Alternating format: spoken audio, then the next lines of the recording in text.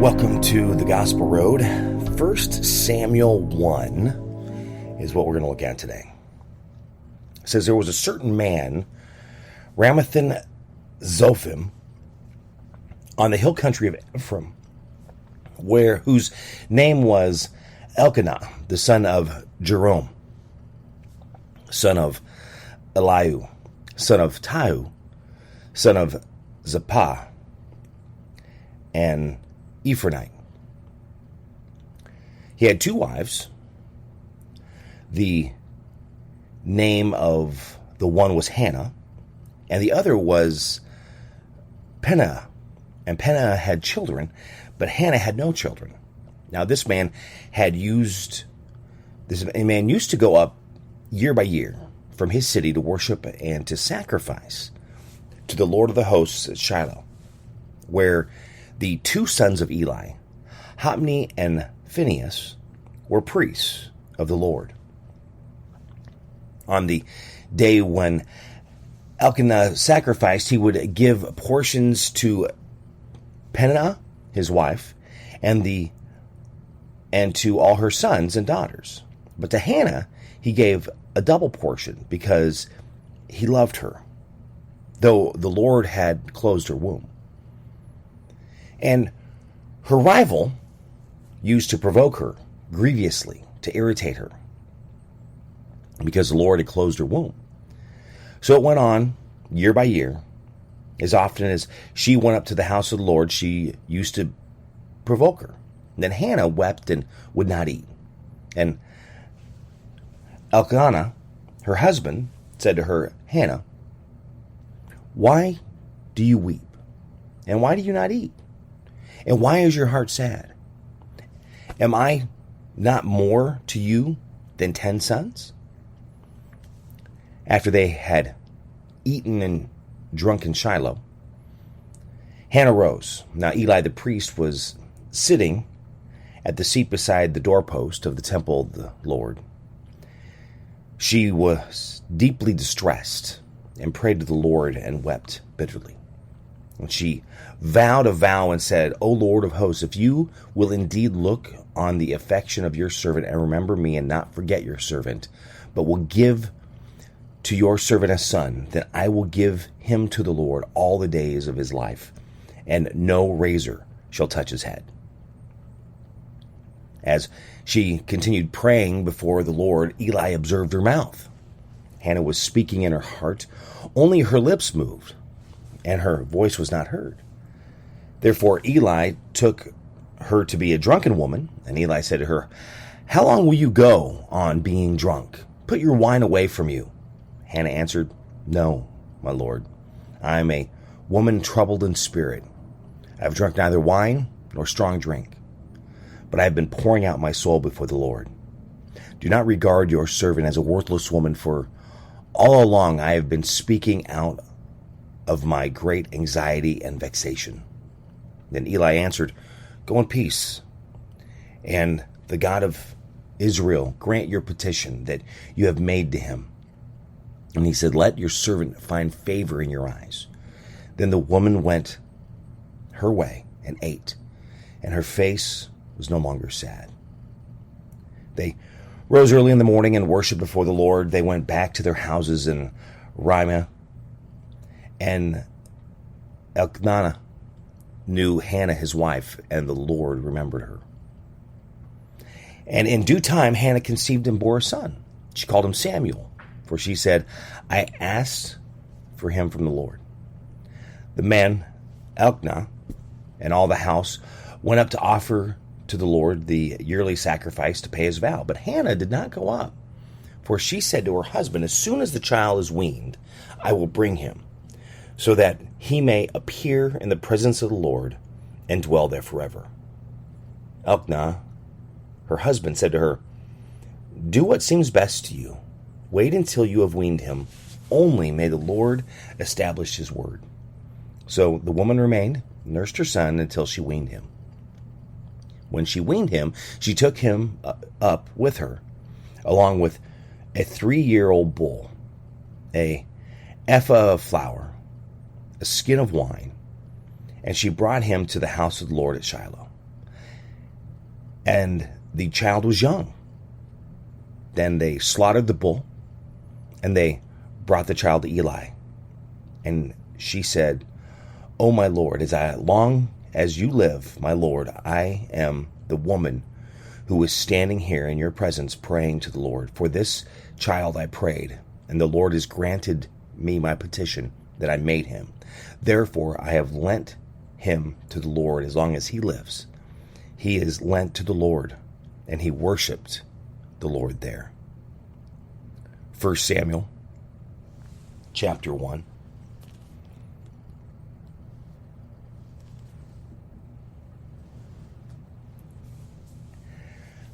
Lots of information here. So you've got Hannah, who's not able to bore a child. And you have her rival provoking her. Do you provoke others? Maybe there's somebody at your work that maybe they do a really good job, but there's some quirks about them. And you provoke them because, well, you like making fun of them. You just maybe are not pleased with them. You know, fill in the blank. You don't like them. Whatever that reason why.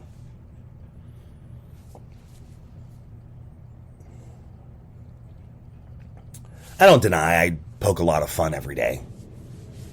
It's kind of my personality. Some people get it. Some people, well, yeah, absolutely not.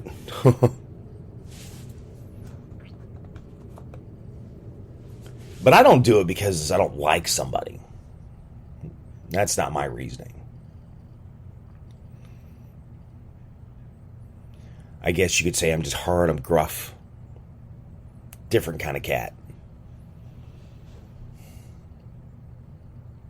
As they say, you know, you're not really sure what people have gone through in their lives to make them who they are or what they are.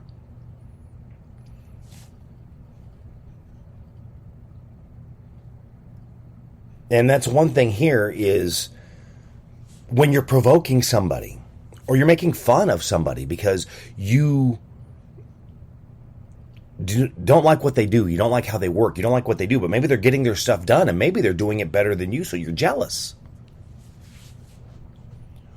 Or maybe you feel they're jealous of you because, you know, you do such a good job. It's just, again, they're awkward.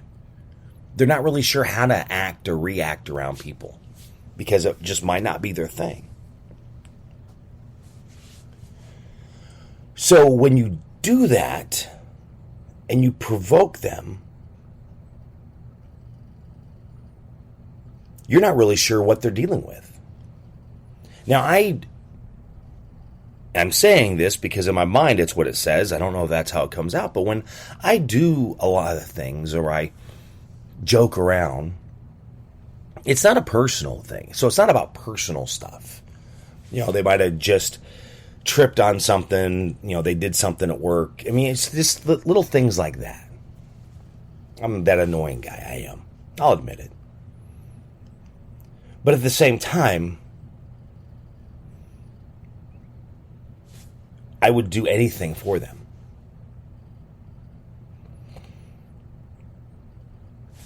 I was described last week as sheep in wolf's clothing. Yeah, they kind of turned it around. Instead of the wolf in sheep's clothing, they said it's a sheep in wolf's clothing. That's how I was described. Because they're going, you have this big heart, but then you're just really closed on the outside. And I could give that.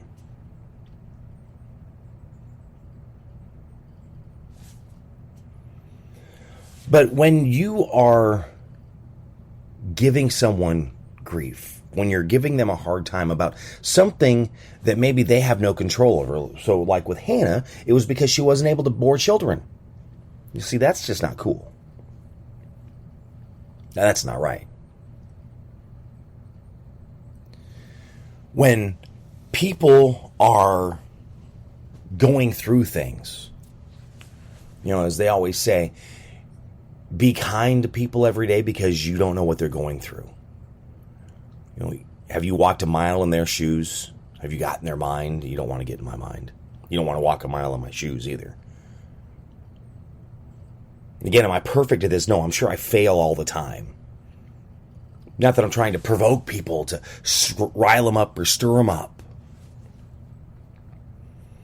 I mean, I get that enough. I get riled up and stirred up enough. I don't need to pass that along to anybody else.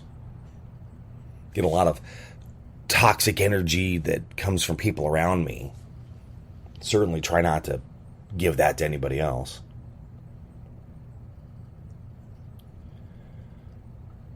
But when someone's going through a rough time and they need help, help them. Don't provoke them. Be kind. You know, they need something in their life. They need to win, we'll call it. At work, they'll need to win. There's something bad going on at home. They need to win at work. Of course, on the flip side, maybe there's something bad going on at work. They need to win at home. You don't want to feel like you're getting just piled on both sides, which is where I am right now. Piled on at work, piled on at home. And unfortunately, we have to work because we got to pay our bills. You know, there's this thing called money that makes the world go round, and if you don't have it, then you're out on the street.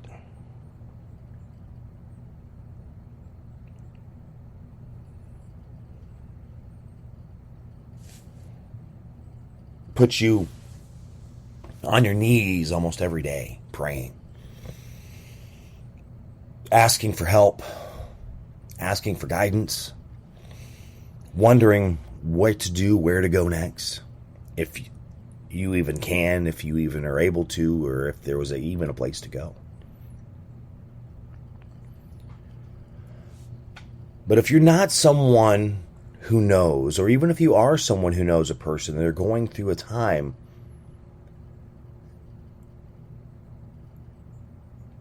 be kind and love them and help them. Don't provoke them. I mean, I give people a lot of crap. I do. But at the same time, when they ask for something, I'm there. Like I said, I fail all the time.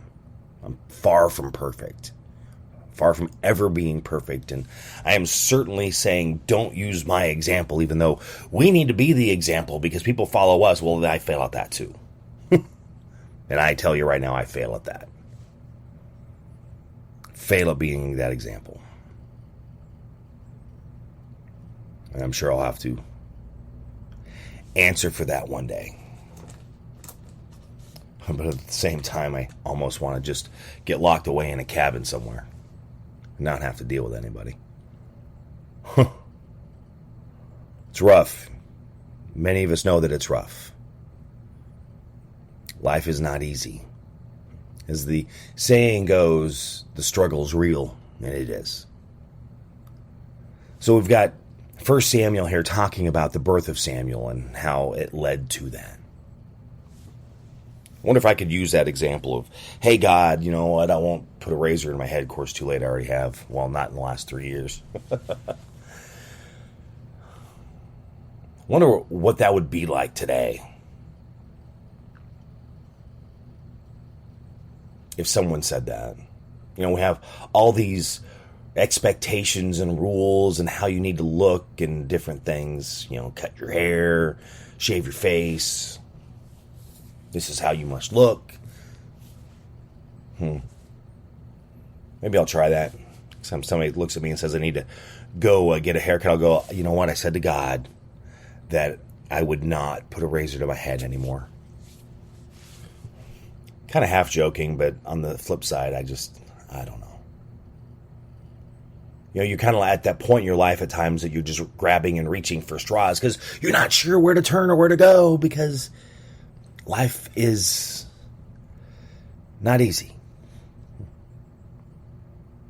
It's crazy. It is crazy. I know this past week has been absolutely nuts for me. Work's been busy because we're getting ready for our fall fundraiser, which is coming up in a couple weeks. So we're trying to get that figured out. We had Christ Our Life this weekend, trying to get that figured out. I have my mom, thanks for everyone that's been praying. She's now out of the hospital, but she's in the rehab, going to be there for a couple weeks. So I've been trying to get that figured out with clothes. In fact, she's been losing weight, so I got to go get her some more clothes, and I'm trying to get that figured out. It's just trying to figure. Yeah. Breaks me on days. I wonder when the break is going to come. If one is going to happen.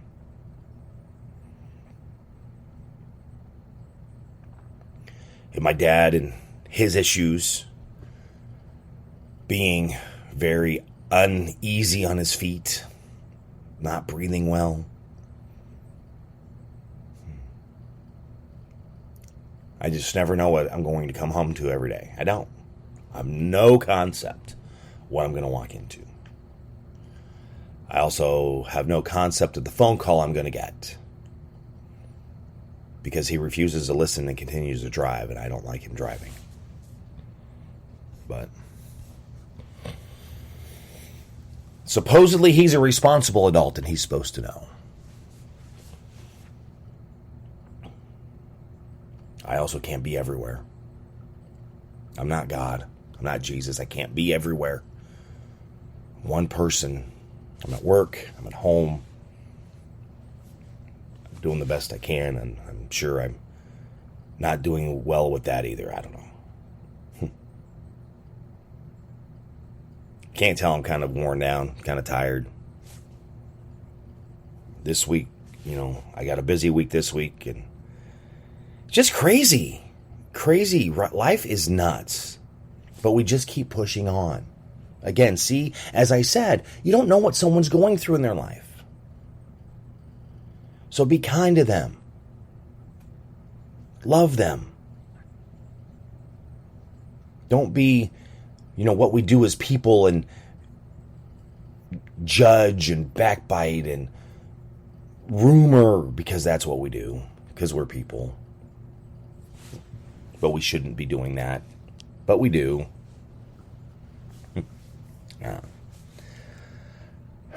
1 Samuel 1. Read that. How does it help you be better? Maybe how does it help you? Because maybe you've been doing some of these things, or maybe some of this is what's happening to you and you're not sure how to handle it.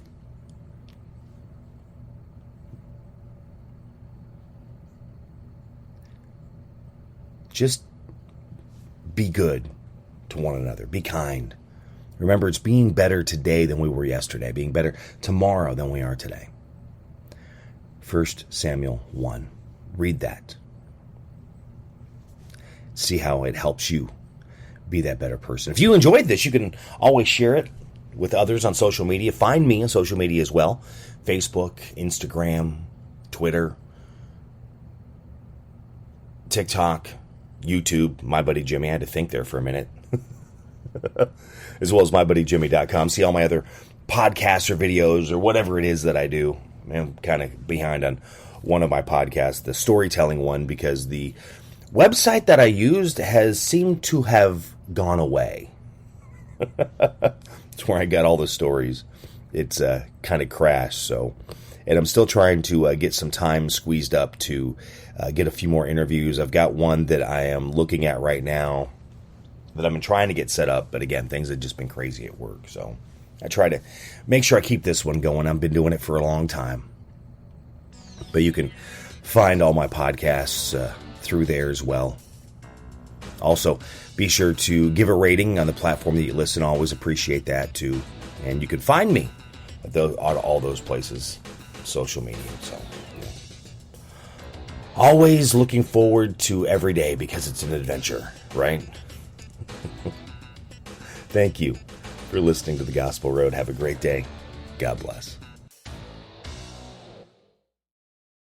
Spinal adjustments provided by Dr. Chad Rolfson. The Spinal Tuning Chiropractic Center is a Des Moines area low flat fee per month unlimited chiropractic care practice. When life happens, just adjust. Schedule today at spinaltuning.com. If you're looking for help with software, app, web development, be sure to check out my friends at IngenuityCompany.com. They believe in their clients. software development, app development, web development, visioning, design thinking, diagramming, organizational development, strategy. They can help you at The Ingenuity Company. Find out more at ingenuitycompany.com. Barbecue provided by Kenny's Rib Wagon, catering ribs for your pleasure and serving daily at Plaza Pub, 62nd and Douglas in Des Moines, across from Merle Hay Mall. Find Kenny's Rib Wagon on Facebook. The Jimmy Olsen Radio Network.